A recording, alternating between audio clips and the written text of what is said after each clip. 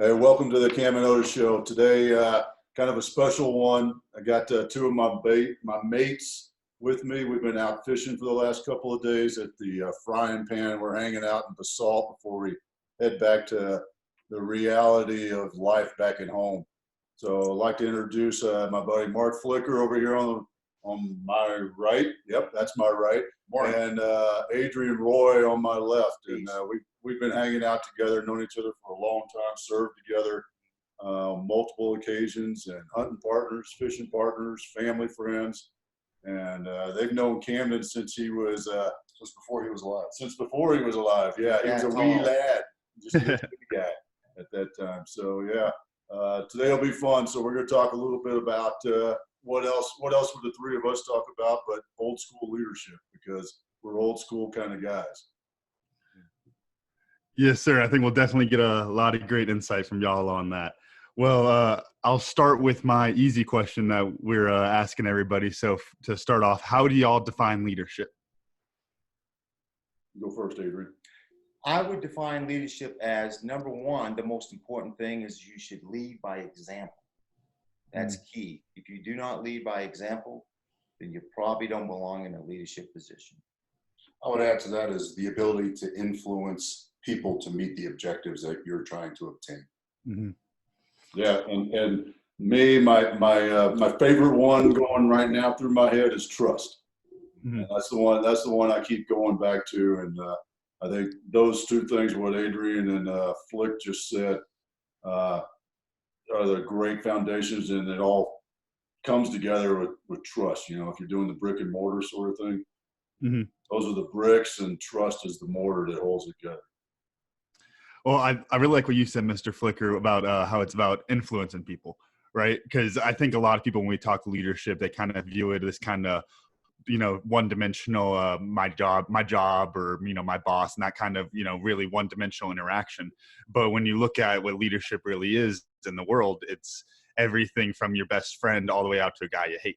And you have to recognize that you're really working and you're influencing people to accomplish these goals, but they're not always going to be your best friend. They're not always going to be on your team, on your side of things, viewing things your way.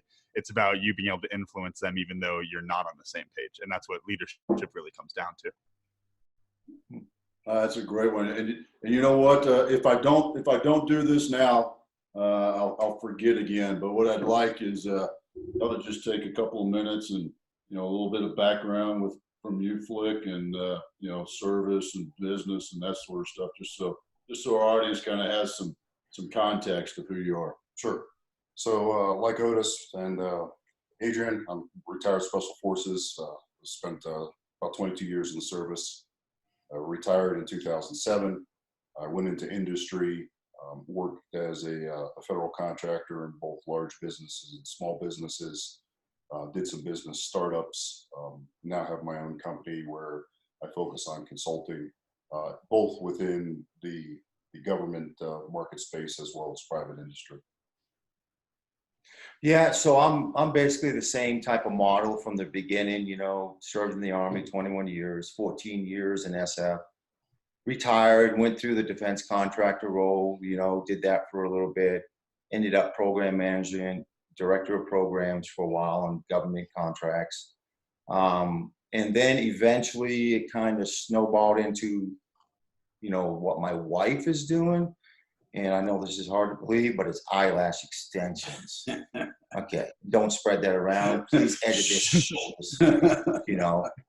So now we've been doing that about 9 years. Kind of built the company up from the ground, and it's become very pleasing to have that type of business. It's easy to run, and now I get to work with my wife every day, which is kind of cool. I'd say that reminds me a lot of we had Pete Turner on about a month back. And when we asked him how he defines leadership, he said it was getting behind whoever has the idea and pushing as hard as you freaking can. And that's what you're doing, right? Your wife has a great idea. You can get behind it, push behind that idea, and make some money doing it, right? That's exactly the way it happened, yeah, in a nutshell. Yeah. Hey, I'd like to just say one other thing about Adrian that he skips over all the time, because I think we have fun with it. Adrian was a Marine before he joined the Army too. Yeah. Just downplay that a little bit, but when you see this, that's why, because he was a Marine first. Mm. And then the other thing I throw out there, if you didn't catch that kind of that theme between the three of us, here we are, three SF guys that are all entrepreneurs. Mm-hmm. So that says something about what we get ingrained into our system. I think on the teams, through the Q course, we all went through that same training, that same selection process, the qualification course, aka Q course, language, all those things. And then we got into the teams and that same makeup on the teams and what we did, what our missions were on the teams. And I think it drove us to become entrepreneurs. We all had that feeling. Yeah. We all struggled when we were working for somebody else. It's either exploiting opportunity or creating opportunity. Yeah. And I think a big part of where we are now is that foundation we started 20 years ago. And all three of us did the same thing. The government contractor, we're doing that. Literally, it was easy. It's an easy freaking job to get. Pays the bills. It pays the bills, right? Right. That's why you do it. Easy job to get, pays the bill. It's not a whole lot of risk involved. But I think what we all discovered was that wasn't happening. We weren't in the right spot. And, we started heading down that entrepreneur path, whether intentionally or unintentionally. It just kind of fell in our lap, or we married it. Thank God I married it. Yeah, it is. Yeah. And I think that's a really interesting theme that I hadn't thought of until just now. Is that background and how that pulls us all together. All three of us are now entrepreneurs, building our own businesses. So that's pretty cool. Well, I think I got a good question off of that. We've kind of talked about this before with your career arc and how, the more I talk to you about your time in the Army and the things you learn, the more it makes sense what you're doing now as an entrepreneur and as a leader and as a coach. So if, both of y'all with similar backgrounds in the Army kind of follow that same sort of career arc, do you see that very often with your, I guess peers would be the best word, that were more big Army rather than special forces? Or is that kind of almost a defining factor of, you get this different school of thought and that kind of inspires you a different way as you move forward in life? I don't know. I think within the SF community, guys are more accepting of risk Mm-hmm. and have learned how to better manage risk and to mitigate that risk so that they're willing to venture into things that a lot of other people aren't. And so we see guys doing some pretty unique things in the business world after they leave the service because they've learned how to mitigate that risk through the military experience. And, it's not that guys that came out of the conventional force don't do that. I would say a percentage base, kind of pro rata, I would definitely see the soft community producing more entrepreneurs than the conventional forces. And I'm glad Flick said that, because not to downplay Big Army, because Right. you never want to do that. We're all one family. Doesn't matter what you served, you still serve. Yep. Right. So, but I do believe strongly that, and there's a reason why only one of three people make it through Special Forces. It's because those people that make it are driven and they're dedicated. They don't quit. So, you take that type of mentality, a thought process, and yeah, we all did the defense contractor thing, but we all learned a lot too. We brought those things that we learned and we sucked all that information in and we just applied it to what we're doing now. You gotta learn how to run a business before you start a business. Right. Yeah. And without that knowledge, yeah, we probably would have still made it, but it might have taken a little bit longer. Been a lot harder. Yeah, absolutely. Yeah. Well, great. I love that answer. That was good. Definitely. I'd like to throw it back. What have you seen change from Lieutenant Flick, Staff Sergeant Roy, Lieutenant McGregor and not your brother, Lieutenant McGregor, this Lieutenant McGregor. What have Is that you the one seen? that's sleeping? Yeah, that's the one that's sleeping. Oh, okay. What have you seen? Let's start with you, Adrian. What have you seen change, in your career and then even business world, Yeah. leadership wise? Yeah. So just from being in the Army and, and then the relationships there and how you build them. In our job, it wasn't really that regimented, but it was a little bit regimented. But it wasn't that bad. So it was more, people interacted differently as compared to the Big Army. Totally different interaction. So now obviously, and there's a reason for that, because you become tighter, closer, whatever, and those relationships blossom and they continue on. So I personally think, as far as, starting with Flicker, I've always thought that he's smart. I knew he was smart. He led well. He was well liked. Same way with your dad. Same way. Exactly the same way. Both guys took their young careers and they applied it when they got into SF, and they absolutely became, people of leadership within that regiment. So I already knew that coming out, and that's probably the main reason why I still, we still interact a lot. Mhm. Yeah, I think so. I mean, just to kind of amplify a little bit of what Adrian said, the interesting thing about Special Forces in particular is, the unique nature of the 12-man team, where everybody at some level is kind of a peer. Even though you have a rank structure, it's kind of recognized that, everybody has good ideas, and different guys have good ideas at different times, and everybody looks at those ideas as a collective unit, and that helps, drive the decision or the path that you're going to follow as a unit. And that really transcends into the business world, where, you can still have some sort of formalized, structure as far as your chain of command, your management structure. But the willingness to bring in those talented employees across the spectrum and listen to their ideas and integrate those good ideas into your final solution is something that I've seen and something that I've personally done. So I think y'all are touching on something great there. And as far as kind of this transition in the school of thought, and I can say that because I learned about it in a freaking textbook, so it's easy for me to talk that way. But the kind of change of the school of thought of, when you're talking about leader, especially with management, where the employees are just cogs in the machine versus them being people. And you kind of look at those two different trains of thought. And as it's moved forward, when I go through and I take in those classes and I learn about that type of school of thought, it's almost as super easy. Well, it's both.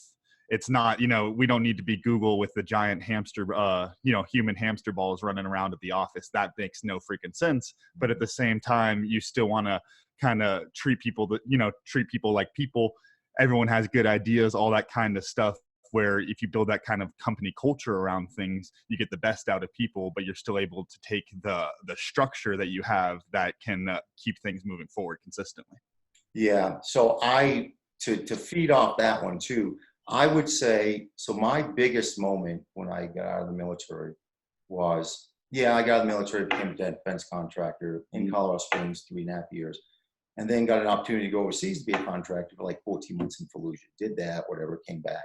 But then that opened more doors, and this is where it made a huge leap. I took an offer to go to Reston, Virginia, DC, to run this program. But then I ended up running 300 people, just like that. It's like, oh God. And then I had a whole staff. I had like 16 different people in all different categories, from recruiters to HR to admin, blah, blah, blah. But my point is that I took that same mentality in SF, where we do things together. Families get together. We spend a lot of time together. So I took that same mentality with my staff, and once a month, I would bring them out to a restaurant of choice, corporation paid for it, of course, and we would all break bread together. We didn't drink alcohol, but we would all interact at least once a month. That was the reason why I was successful, because everybody knew that everybody was one team, and we all integrated and we all pushed towards a common goal, which was to be successful. If I wouldn't have done that, then everybody becomes an individual and they just do their job and whatever, So I think that was the key why I succeeded. Well, absolutely.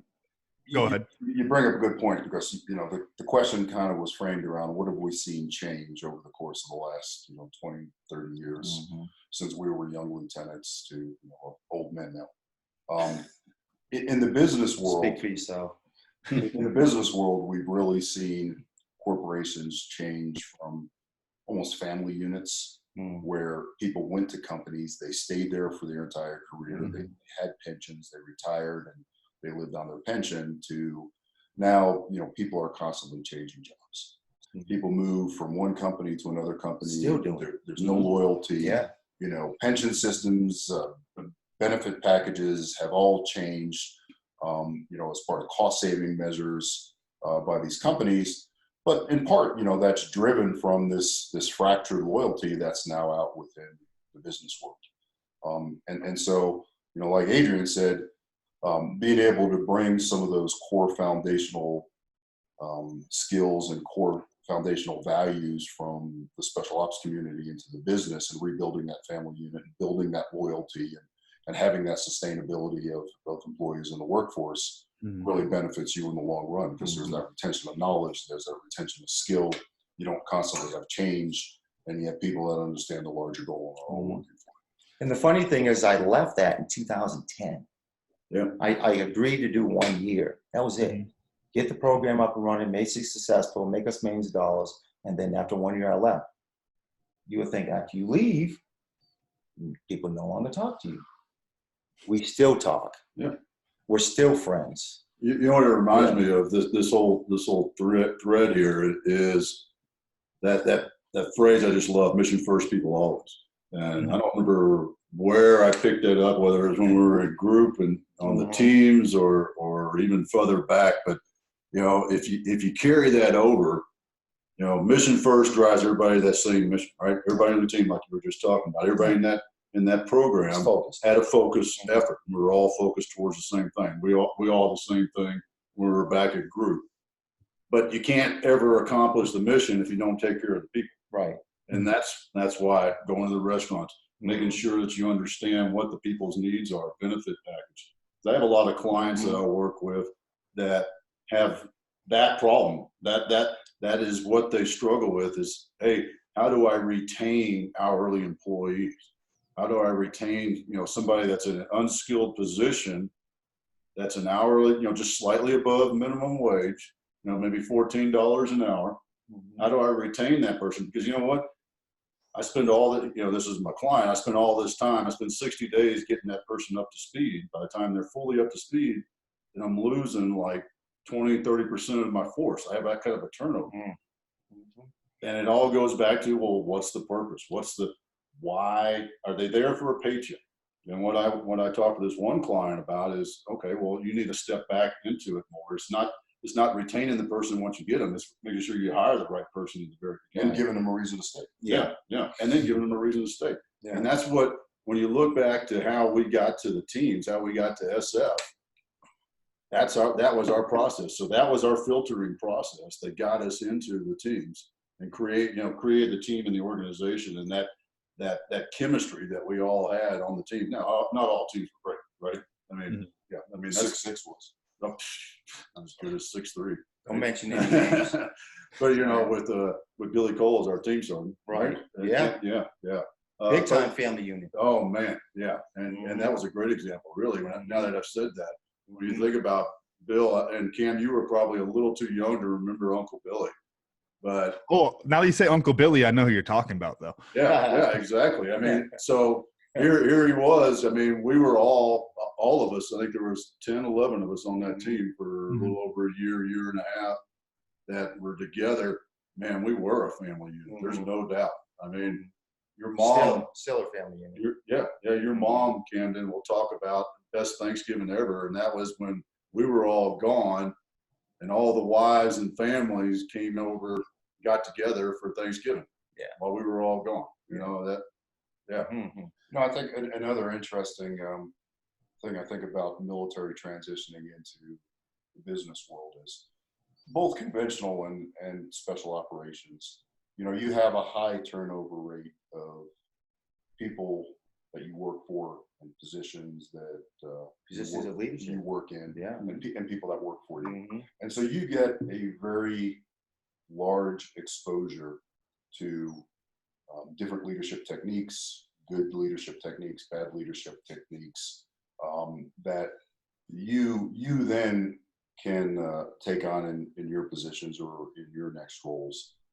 And I think, I learned probably more from the bad leaders I worked for and what I didn't want to do when I was in a leadership position, both in the commercial world or in the military, than I did from the good leaders. years. Yeah.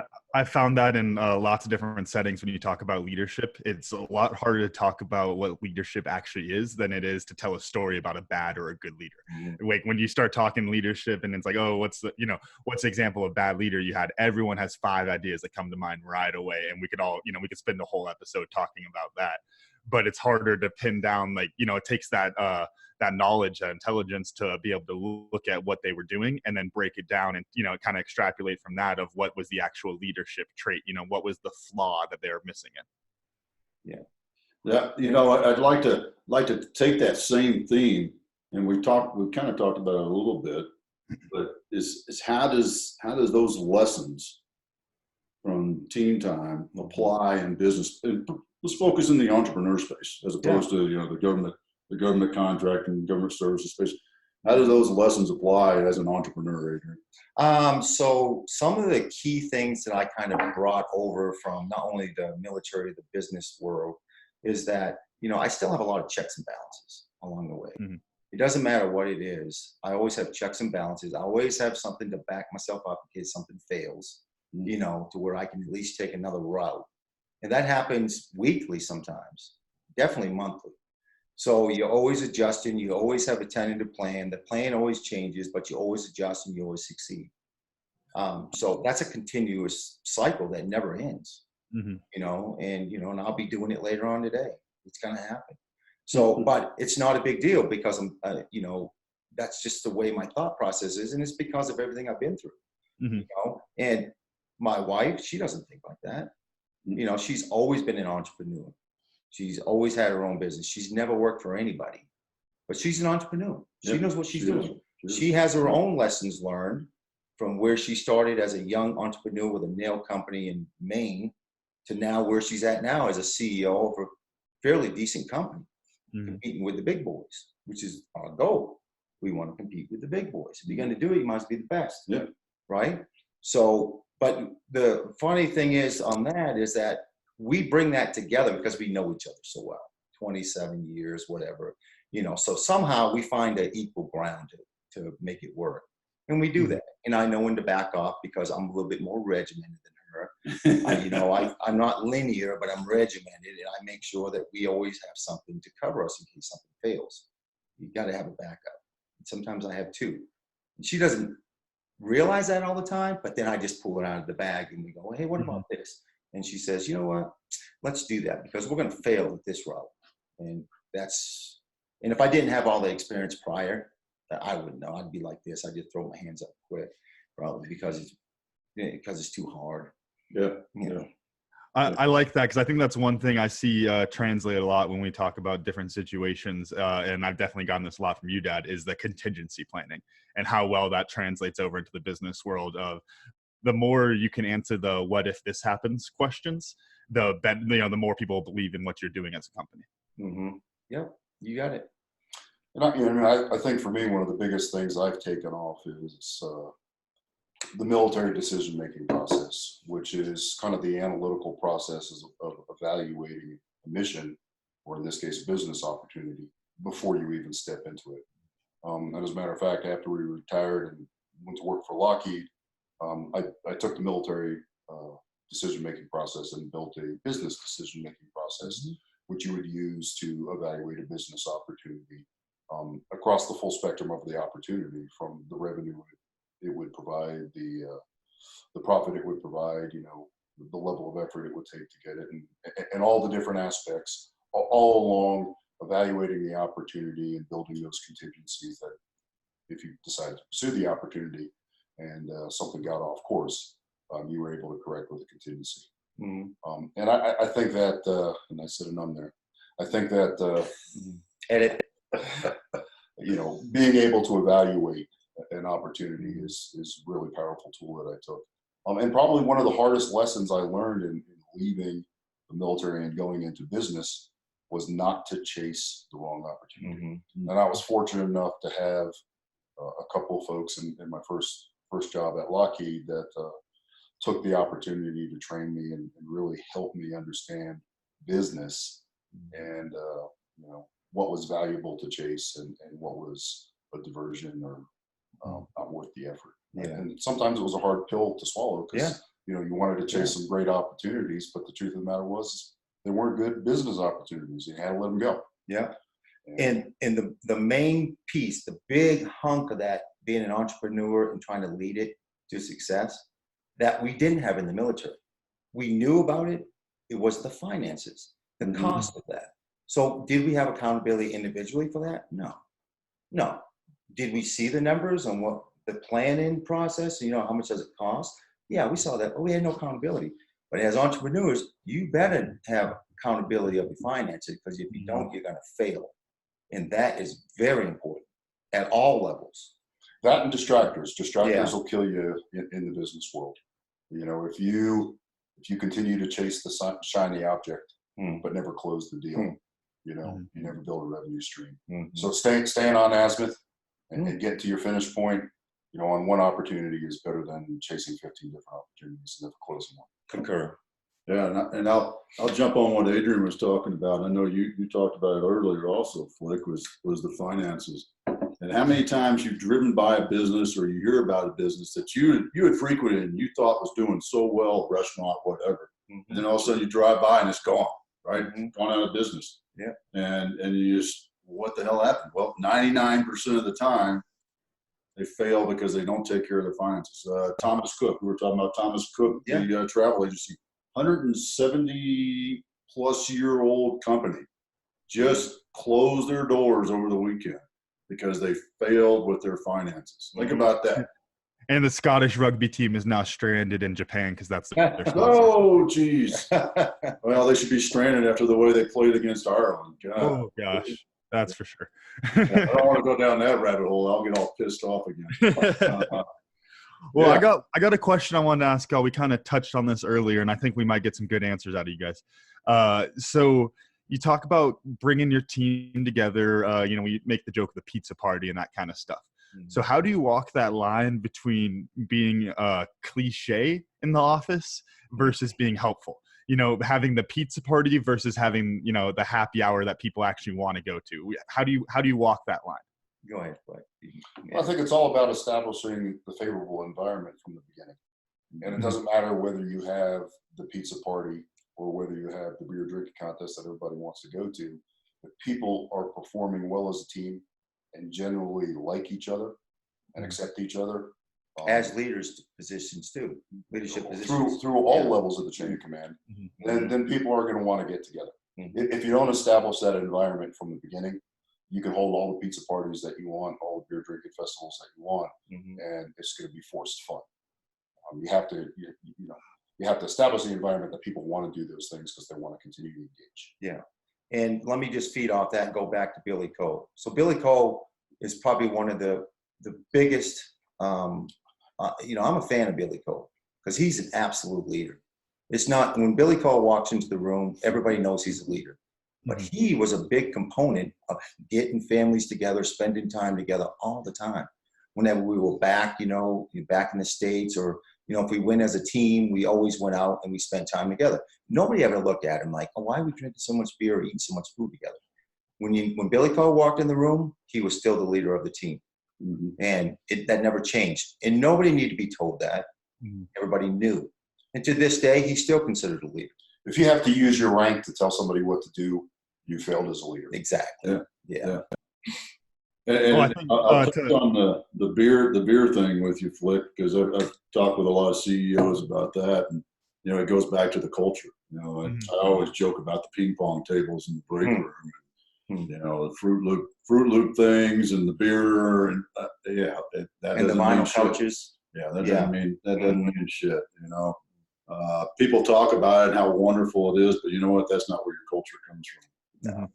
And I think that's a great way of looking at it. And, you know, as we're talking through this, it really comes more and more clear. It's really it's a set of priors as you're going into that situation. When you have people that are complaining about the office pizza party, they're not complaining about the fact that they have to go eat pizza at work. They're complaining about who they have to eat pizza with. And that's the difference right there. Yeah, that's a good point. You know, and I don't remember what the math is, but if you think about it, if you just did some simple math, you're spending 8 hours a day, 5 days a week, 40 hours, right? In the office. So 8 hours a day, that's already a third of your day. Then you sleep. Some of us sleep more than others, but You sleep for 8 hours. So now that's 16 hours. So you got 8 hours left over to do whatever you want to do away from the office. Mhm. Well, why not make those 40 hours that you're doing at a minimum? I was just using that as a baseline. Something enjoyable to be around people you enjoy being with, something you enjoy doing. Mhm. That, rather than saying, God, I hate this job and dreading going to work every day and just not having fun. I mean, you don't have to, be playing ping pong and beer bongs and all those sort of things every day. But you know what? If you don't enjoy the people that you're working with, you don't enjoy what you're doing, then you ought to be looking for something else to do. Yeah. Mhm. The other big surprise to me when I transitioned from military to civilian world was in military, you're about the mission, right? And whatever it takes to complete the mission. If it takes a 15-hour day, it takes a 20-hour day, you do that to get the job done. It's different in the civilian world. People have a work-life balance, and as a leader out there, you have to be conscious about that. And that was a tough transition because I didn't always understand why people got up at 15:30 to go get in a carpool to get home to beat traffic. Yeah. When we're still all sitting Right. around working. But that's just one of the things that you've got to accept, and you've got to encourage people to work to mission. Once again through leadership and showing the benefits of that, and having everybody that works for you reap those benefits. Because if somebody's working a 15-hour day, to help something become successful, but they're not reaping any of the success. Mm.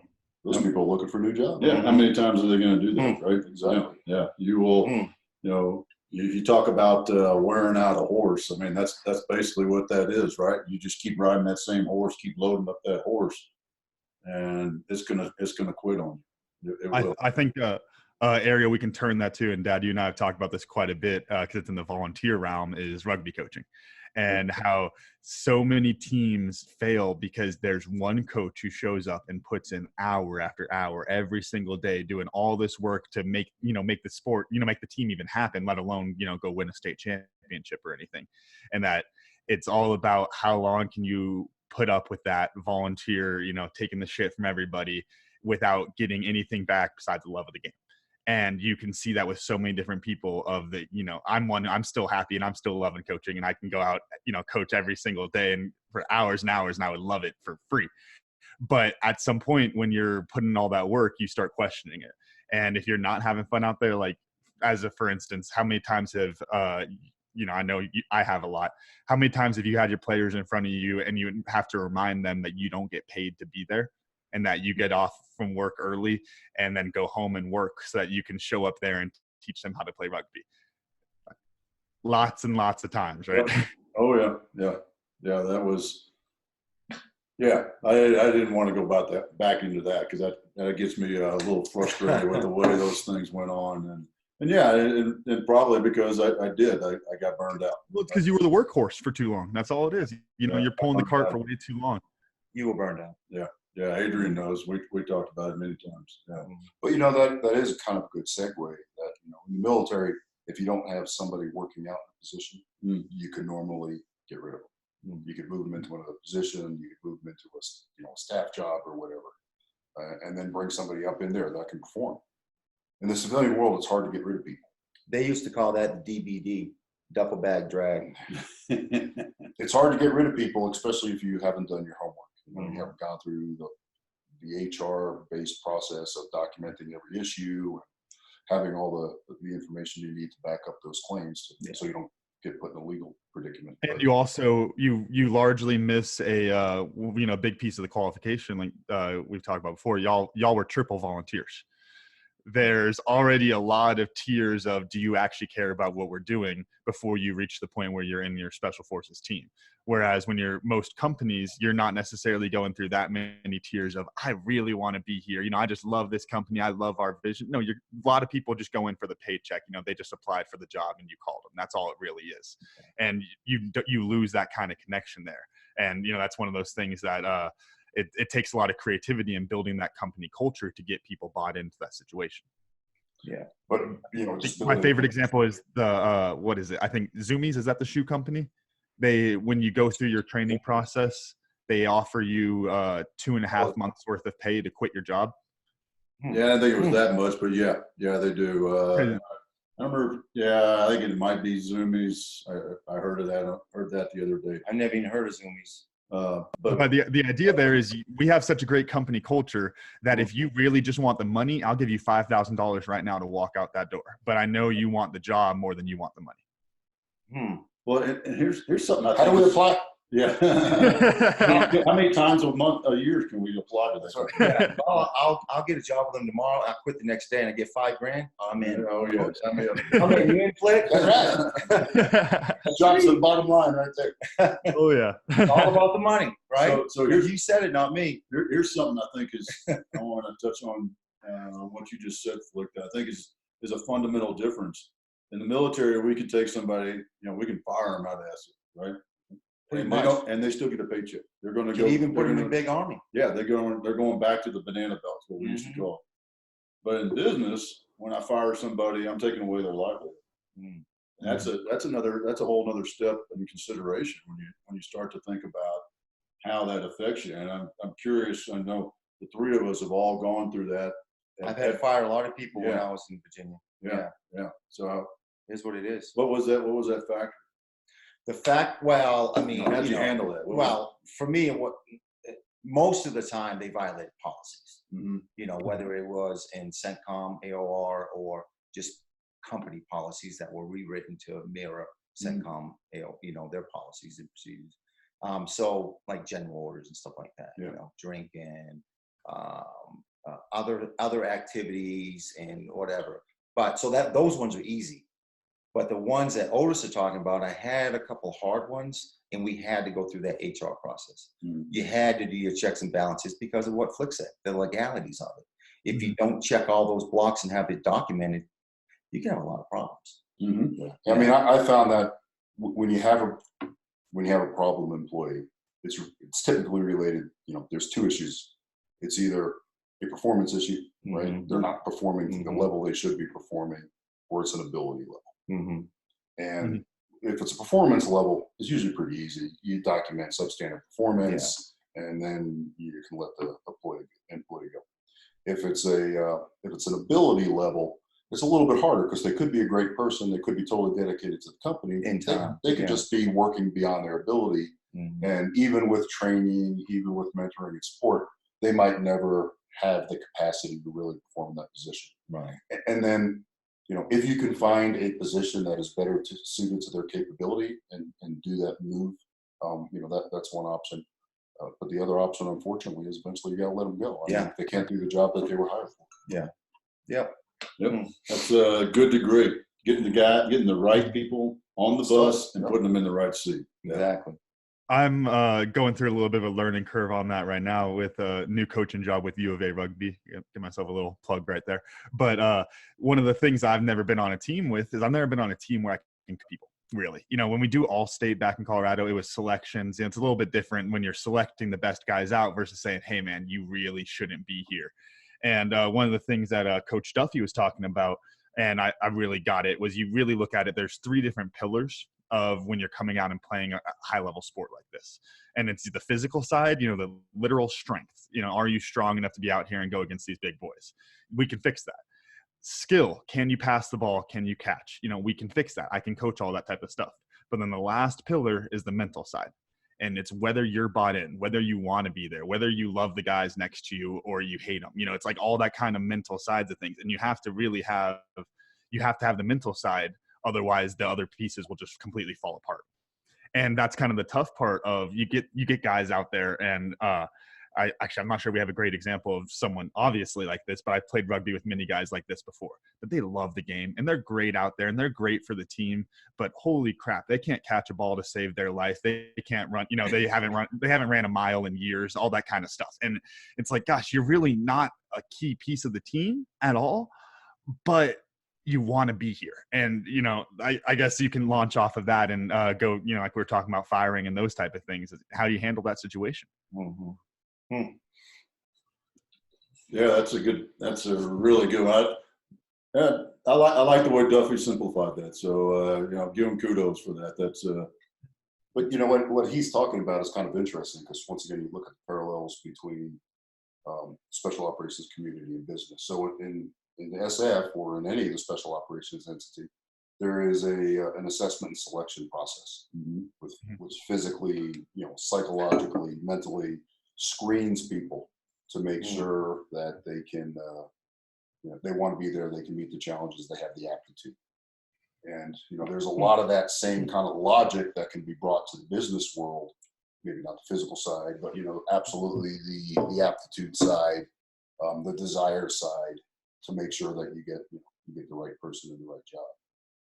Doesn't always work, but it helps minimize risk of not bringing the right people in. Good. So it all goes back to starting with the right materials. Business assessment and selection course. Yeah, there you go.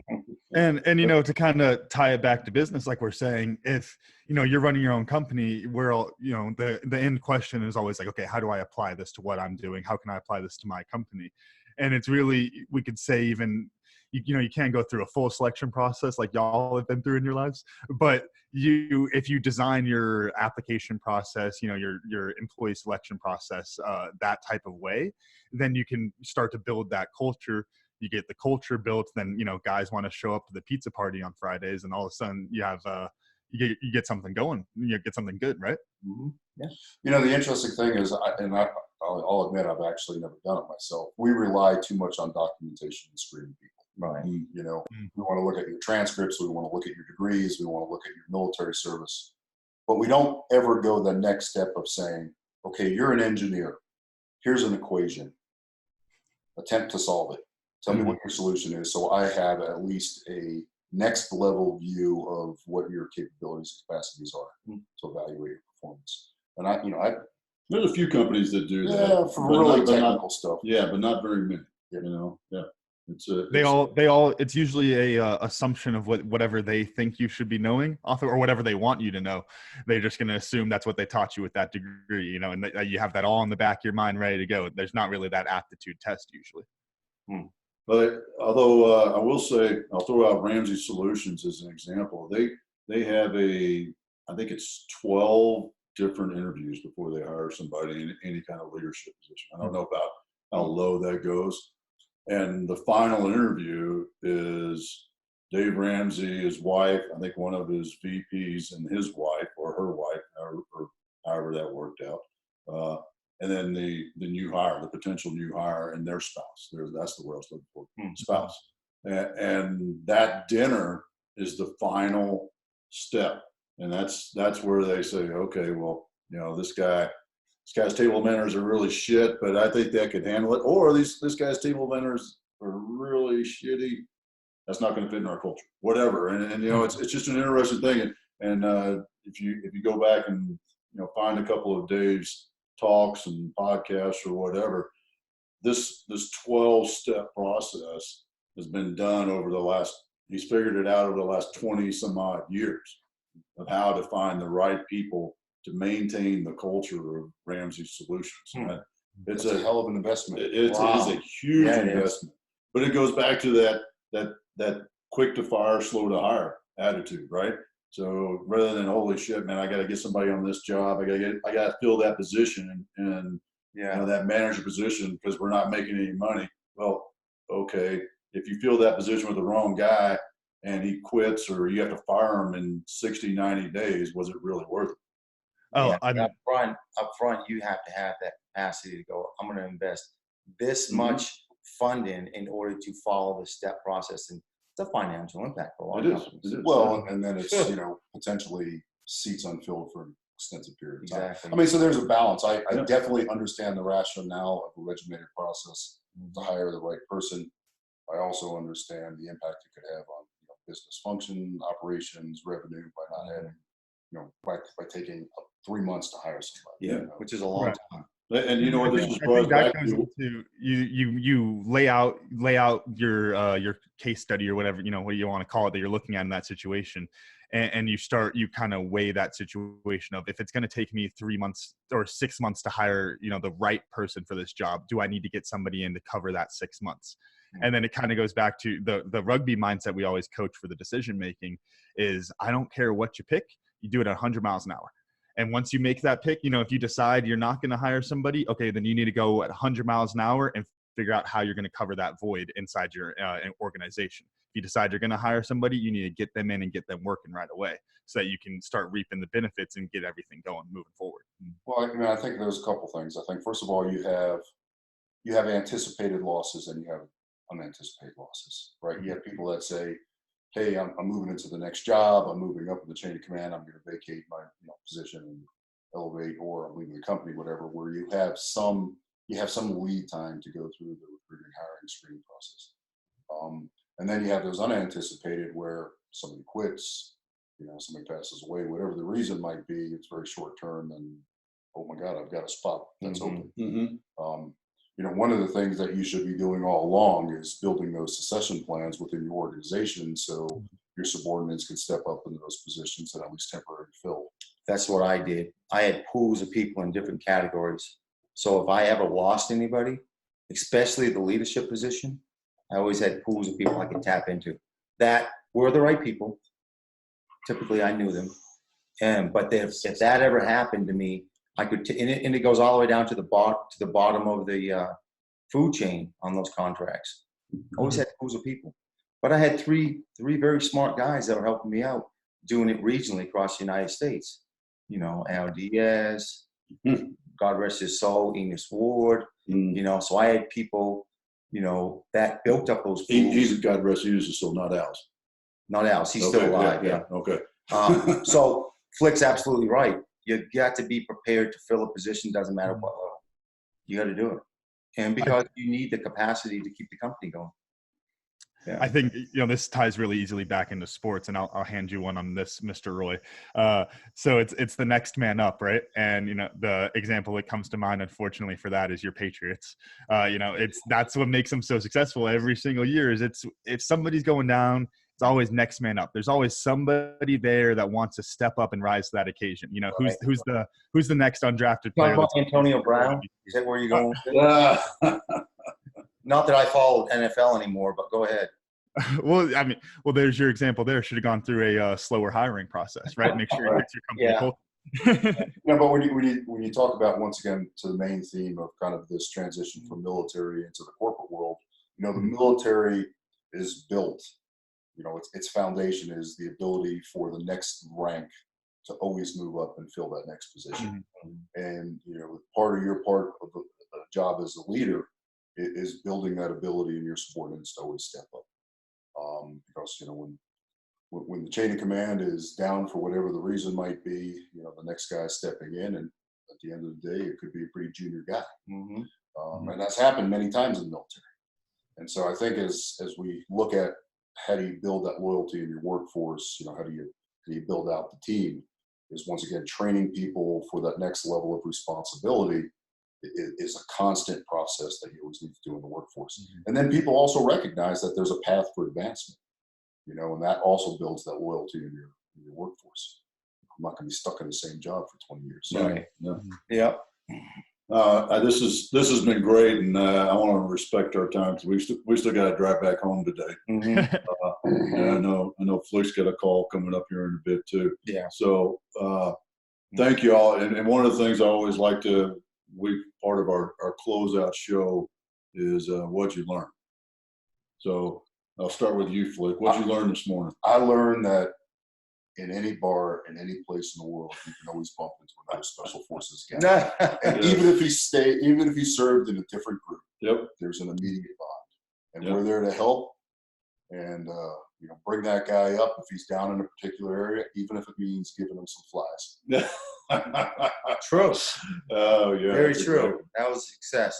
So what I've learned today in this short amount of time is something I've always known, is that the young man that I'm looking at in the screen here was mentored well by the man to my right, and his leadership developed him and shaped him for what he needs to do. That's what I see. Oh, shucks. Don't cry. Yeah. Tissue, please. Well, thank you. I'm enjoying talking with y'all. It's as I'm coming up in age and getting to have more of these type conversations instead of just sitting there smiling, nodding while y'all go through sitting around the campfire. Good to be a part of the conversation now, right? All right. You just tuck some of these nuggets away, because when you're in that next job interview and they start asking you questions like, how do you define leadership? Yeah. Oh yeah, you Knock just it out of the followed park. that all up. You already have an answer. Yes, sir. I got lots of these. That's why I keep asking people. Good talking to you, Cam. And I learned, when Adrian when you were doing that thing in Ruston, I thought it was just like I had no idea it was that huge of a program that you were running. Man. I went there for one contract, ended up running 7. Yeah. Really? I'm not surprised, but I just didn't know that, because I thought it was just that one contract. So No. yeah, jeez, dude. Well, I was gonna say I learned. I hadn't picked this one up from y'all. It's one of those nuggets I tuck away. The mission first, people always. I love that. I hadn't heard that one before. That's a great one to put in my back pocket, definitely. I'll put it on a plaque somewhere and hang it in your house. Perfect. One of our T-shirts, maybe. Once we get those going. Right. Well, it depends who your leader is. Yeah. All right. I know Good talking to you, we're Cam. mission first screen people. Yeah. All right. Well, thank you all for coming on the show. Yeah. Hey, thanks, guys. This is special, and I think I'm sure we'll be doing this again, whether it's with a fishing trip or hunting trip or whatever. So yeah, We're not doing this at hunt camp. We'll have to record on location out at hunt camp, right? Yeah, and we'll have to figure out how that happens. The Wi-Fi doesn't work so well out there. Yeah, fair enough. Still recorded, Yeah. Yeah, one-sided, but we'll have to see. we won't have camera. I see We'll plan that. That'll be our special.